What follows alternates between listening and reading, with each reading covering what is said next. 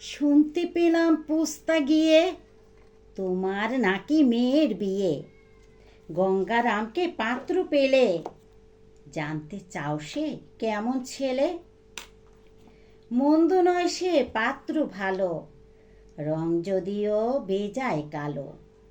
তার উপরে মুখের গঠন অনেকটা ঠিক পেঁচার মতন। বিদ্যে বুদ্ধি বলছি মশাই, ধন্যী ছেলের অধ্যবসায়। 19টি বার মেট্রিক এসে ঘায়েল হয়ে থামল শেষে। বিষয় আশয় গরিব বেজায়, কষ্টে সৃষ্টে দিন চলে যায়। মানুষ তো নয় ভাইগুলো তার, একটা পাগল একটা গোয়ার। আরেকটি সে তৈরি ছেলে, জাল করে নোট গেছেন জেলে।